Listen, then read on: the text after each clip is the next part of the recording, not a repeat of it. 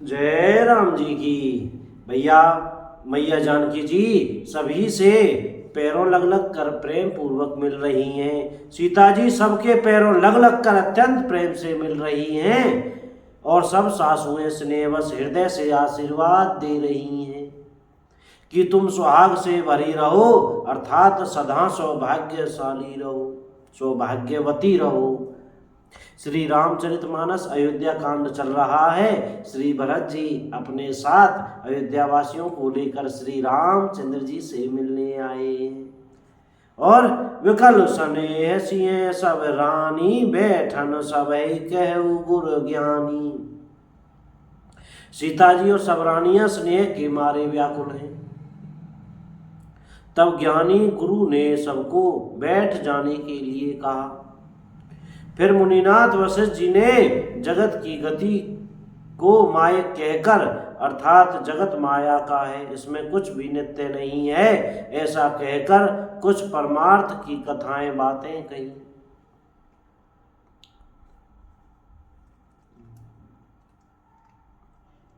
तदंतर वशिष्ठ जी ने राजा दशरथ जी के स्वर्ग गमन की बात सुनाई, जिसे सुनकर रघुनाथ जी ने दुसह दुख पाया और अपने प्रति उनके स्नेह को उनके मरने का कारण विचार कर धीर धुरंधर श्री रामचंद्र जी अत्यंत व्याकुल हो गए। वज्र के समान कठोर कड़वी वाणी सुनकर लक्ष्मण जी, सीता जी और सब रानियां विलाप करने लगी। सारा समाज शोक से अत्यंत व्याकुल हो गया, मानो राजा आज ही मरे हो। शोक विकल अति सकल समाजु, मानहु राजु अकाजु आजु। श्री राम जय राम जय जय राम।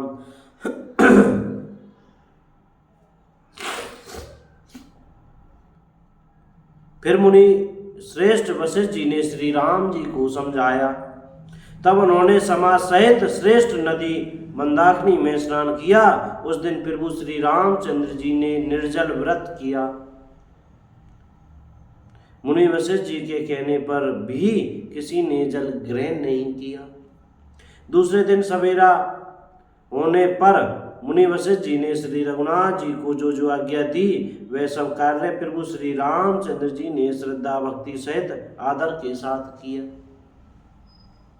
वेदों में जैसा कहा गया है उसी के अनुसार पिता की क्रिया करके पाप रूपी अंधकार के नष्ट करने वाले सूर्य रूप श्री रामचंद्र जी शुद्ध हुए, जिनका नाम पाप रूपी रुई के तुरंत जला डालने के लिए अग्नि है और जिनका सिमरन मात्र समस्त शुभ मंगलों का मूल है। वे नित्य शुद्ध बुद्ध भगवान श्री राम जी शुद्ध हुए। साधुओं की ऐसी सम्मति है कि उनका शुद्ध होना वैसे ही है जैसे तीर्थों के आवाहन से गंगा जी शुद्ध होती है। गंगा जी तो स्वभाव से ही शुद्ध है। उनमें जिन तीर्थों का आह्वान किया जाता है उल्टे वे ही गंगा जी के संपर्क में आने से शुद्ध हो जाते हैं। इसी प्रकार सच्चिदानंद स्वरूप श्री राम तो नित्य शुद्ध हैं, उनके संसर्ग से कर्म ही शुद्ध हो गए। जब शुद्ध हुए 2 दिन बीत गए तब श्री रामचंद्र जी प्रीति के साथ गुरु जी से मिले। नाथ लोग सब निपट दुखारी, कंद मूल फल अम्बु आहारी। हे नाथ सब लोग वहां अत्यंत दुखी हो रहे हैं, कंद मूल फल और जल का ही आहार करते हैं। भाई शत्रुघ्न सहित भरत को, मंत्रियों को और सब माताओं को देखकर मुझे एक एक पल युग के समान बीत रहा है।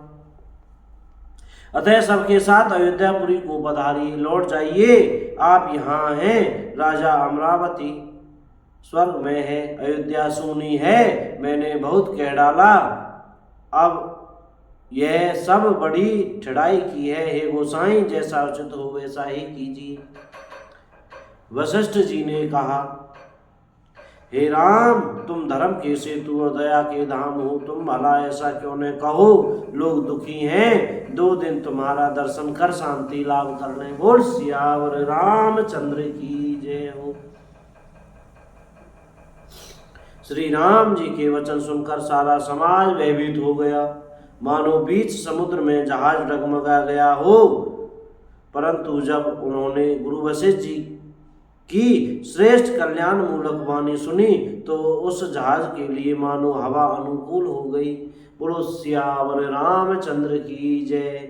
श्री हनुमान जी महाराज की जय हो। अयोध्या धाम की जय हो। चमेली वन धाम की जय हो। राजा रामचंद्र की जय हो। सीताराम बोलते रहो भैया, राम राम। जय बजरंगबली की। भैया बोलने में, पढ़ने में, कहने में, सुनने में कोई गलती हो गई हो तो क्षमा करते रहिएगा और मुख से श्री सीताराम सीताराम, राधे श्याम बोलते रहिए भैया। जय राम जी की। आज की कथा यहीं विराम करते हैं। सीताराम।